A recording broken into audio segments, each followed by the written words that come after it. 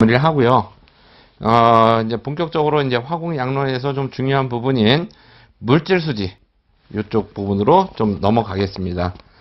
그 뭐 물질 수지라고 해서 나오는데 여러분들은 아마 그 매트리얼 밸런스라고 해가지고 아마 그 학교 다닐 때 영어로 된 책들을 좀 많이 봤을 텐데 원서들 거기에 그 매트리얼 밸런스라고 해서 나오죠.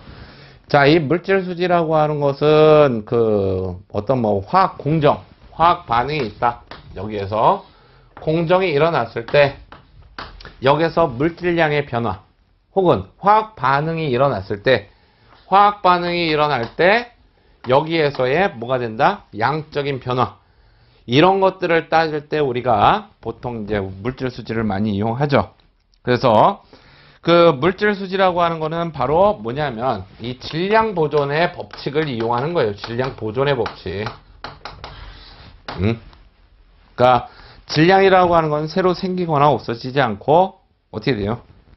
뭐 항상 일정하죠. 총 질량은. 그래서 그 질량 보존의 법칙을 이용하는 것으로서 기본적인 것들은 뭐냐면 자, 들어가는 게 있고 그 다음에 나가는 게 있다. 그 다음에 여기에 쌓이는 게 있다 라고 하면 요건 뭐 보통 이제 accumulation이라고 보통 얘기를 하죠.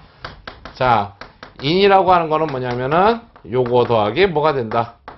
out이다. 혹은 여기서 뭔가 만들어지거나 소모되었다 라고 해서는 generation이나 consumption, 소비되는 거, 생성량이나 소비량을 더해주면 되겠죠. 그래서 가장 기본적인 것들 여기서 이제 몇 가지 공부를 할 겁니다. 뭐냐면은 증류와 증발, 농축, 건조, 결정화에 대한 그런 그 물질 수지 공정을 공부를 할 텐데 자, 그에 앞서서 그 밑에 보게 되면 정상 상태라는 게 나오죠. 정상 상태. 뭐냐면은 뭐 steady state라고 보통 이제 이야기를 많이 하니까 정상 상태는 시간에 따라서 어떤 우리가 그 규정하고 있는 물질량이 변하지 않는 거. 이 물질 수지에서는 뭐가 안 변해야 되냐면 이제 밀도가 변하지 않는 거. 요걸 우리가 정상 상태라고 합니다. 자, 그렇다라고 하면은 시간에 따른 뭐다? 밀도 변화가 0인 걸 우리가 정상 상태 공정이라고 이야기합니다. 그래서 이때는 축정량이 없으니까 어떻게 생각할 수 있느냐? 들어오는 것과 나가는 게 똑같다. 이렇게 해서 방정식을 세워가지고 풀 수 있고. 자, 비정상 상태는 unsteady state라고 그러죠. 요거는 유입량과 배출량이 다를 경우. 요거는 그냥 물성이 시간에 따라서 변하는 거니까 라운드 t가 어떻게 돼요? 이게 0이 아닌 겁니다. 이게. 요거 해석하기가 굉장히 어렵죠. 요거는 다음에 회분식 공정인데 회분식은 한 방에 자, 모아서 여기서 다 처리하고 생성량 빼내는 거예요, 이게. 요거요. 요걸 우리가 회분식이라고 얘기하고 자, 여기 관형 반응기라든지 혹은 CSTR을 놓고 계속 원료를 넣어주면서 반응시켜서 생성물 뽑아내는 거. 요거를 연속식 공정이라고 합니다. 그 뭐 CSTR 같은 경우에도 어떻게 돼요? 여기에다가 원료 투입하고 제품 생성량 얻어내죠. 자, 그래서 원료를 계속 반응기 내에 투입했다가 또 동시 제품이 계속적으로 생산되는 공정이 있죠. 자, 물질 수지의 뭐 그 계산해서 보게 되면 방법이라고 해서 나오는데 보통 이제 그림을 좀 많이 이용을 하죠. 그 다음에 중요한 건 이제 계산 기준 세우는 거 요런 것들을 해가지고 하는 건데 그 여러분들이 보게 되면 이제 많이 풀다 보면 알 거예요. 이제 그림을 통해서 보통 이제 요런 사각형 박스 놓고 들어오고 나가고 요렇게 되는 그림을 통해서 문제를 푼다는 거. 그렇게 문제를 풀어라 하는 얘기죠. 자, 다음에 뭐 여러 가지 공정의 흐름이 나오는데 향유, 카운터 커런트, 카운터 플로우라고도 하고 카운터 커런트라고도 얘기를 하는데 뭐냐면 이제 서로 반대 방향으로 오는 거. 이거 어디서 많이 볼 수 있죠? 그렇죠. 열전달. 열전달에서 향유 흐름을 통한 열교환 할 때 열교환기에서 많이 이용되죠.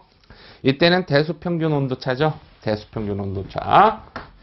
델타 T, LM 해서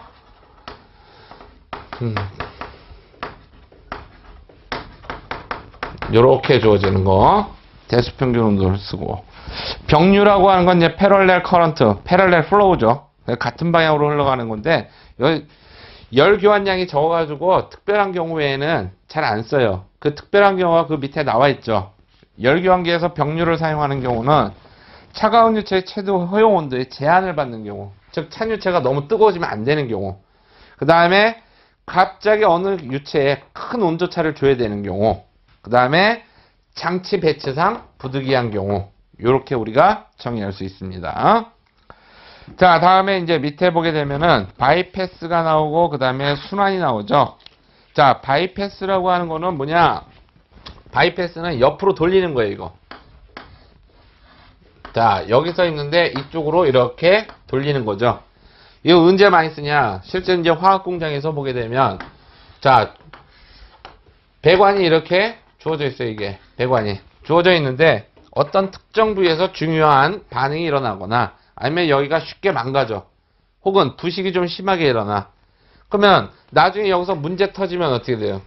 올스톱 되죠? 올스톱 되니까 그거 막기 위해서 어떻게 돼? 보통 이런 목적으로 많이 해놓습니다. 즉 여기를 어떻게 돼? 여기가 문제가 발생했을 때 이 부분으로 보내고 여기를 수리할 수 있도록 요렇게 이제 바이패스를 많이 이용을 합니다. 실제로. 그래서 거기서 나오듯이 뭐냐면 처리량이 많거나 긴급 보수는 부품의 교체 작업을 할 때 이때 많이 쓰는 거죠. 그래서 이 바이패스 보게 되면은 바이패스는 요쪽에서 물질 수지 볼 때 뭐냐면 여기서 이거하고 그 다음에 어떻게 돼요? 요거는 항상 똑같죠? 인과 아웃은 똑같지? 똑같고 여기에서 뭐가 일어나냐면 물질에 뭐가 일어나요? 분리가 일어나고 그 다음에 여기서 어떻게 돼? 여기서 합쳐지죠? 여기서 그래서 혼합이 일어나고 분리가 일어나고 그래서 들어오는 것과 나가는 게 항상 같으니까 요 점으로 들어오는 것과 그 다음에 요 점에서 나가는 거에 요 두 가지니까 합이 같아야 되죠. 거기에 요거를 만약에 1이라고 그러고 요거 2, 그 다음에 요거 3이라고 하면 1은 어떤 관계가 있어요? 2 더하기 3이라는 관계가 있고 그 다음에 요쪽으로 요게 4하고 그 다음에 여기서 요게 5라고 했을 때 요 점으로 들어오는 건 뭐예요? 4하고 뭐가 들어와? 3이 들어오죠? 따라서 5라고 하는 놈은 어떻게 된다? 3 더하기 4의 관계가 있다라고 하는 거. 그래서 이 각 과정에서 물질 수지를 이용해서 얼마나 들어오고 나가는지 이런 것들을 알 수 있는 방법들이 있으니까 이런 것들은 이제 좀 그 문제 주로 이제 문제를 통해서 이제 많이 우리가 해결을 하죠. 자, 그 뒤에 보게 되면 그 예제에 나와 있는데 자, 소금이 500ppm 들어있는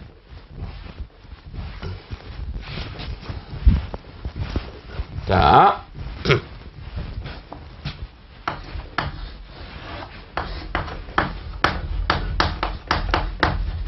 자, 500ppm이죠. 500ppm인데 이쪽으로 어떻게 돼? 물 50ppm으로 빼고 싶어. 근데 여기에 증발기가 있어요. 증발기가 있고 이쪽으로 소금을 빼내는 거야. 자, 그러면 여기서 이제 얘네들을 분류를 시키고 싶은 거죠. 요렇게 분류를 시켜가지고 그러면 여기 한번 좀 봐봅시다. 여기서 소금이 빠져나오니까 이쪽으로 나오는 놈들은 누구만 나와? 순수한 물만 나오게 되겠죠. 순수한 물만 나오니까 여기에 어떻게 돼?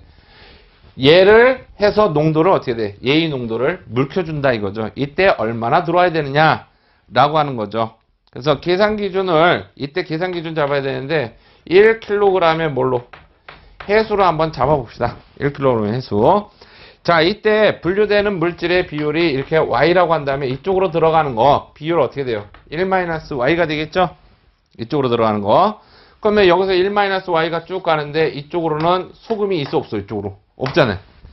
그러니까 어떻게 돼? B점에서 여기서 요 B점에서의 물질 수지를 보게 되면 소금의 물질 수지를 보게 되면 자, 여기에는 어떻게 되냐? 이쪽으로 뭐 Y만큼 들어와 있으니까 여기서 그쵸? 자, 그러면 거기 나와 있는 대로 500Y는 1-Y 곱하기 0이죠. 순수한 물이니까 더하기 요게 여기다가 더해줘야지. 자, 요렇게 해주니까 얼마 나오냐면 50 곱하기 어떻게 돼? 1만 있어야 되겠죠. 그렇죠? 자, 그러면 여기서 우리가 y를 충분히 계산해낼 수 있다라고 하는 겁니다. 자, 다음에 이제 순환 흐름이 이렇게 나오는데, 순환은 증류에서 보게 되면 이제 환류하죠, 환류. 그 다음에 순환 반응기에서도 보게 되면 어떻게 돼? 다시 돌리죠. 순환의 목적은 뭐냐면은 주로 이제 농축이죠, 농축. 반응물의 이제 생성되는 제품의 농도를 어떻게 돼? 높이는 거. 요게 이제 순환의 목적입니다, 보통은. 그래서 공정이 있다라고 하면 어떻게 되냐? 공정이 있다라고 하면 여기서 나가는 제품을 어떻게 돼? 다시 거꾸로 돌려서 이쪽으로 집어 넣어주는 거죠. 그래서 여기 보게 되면은 뭐 어렵지 않습니다. 거기서 보게 되면은 거기서 뭐 2라고 하는 게 있고 3이라고 하는 게 있고 1이라고 하는 게 있는데 2는 어떻게 돼? 1 더하기 3이라는 관계가 성립하고, 그쵸? 그 다음에 여기서 뭐 보게 되면 이제 이쪽에서 요 점에서의 물질 수지도 얼마든지 할 수 있겠죠. 자, 그래서 요 순환 흐름이라는 게 이렇게 나옵니다. 자, 잠시 쉬었다가 이어서 하겠습니다.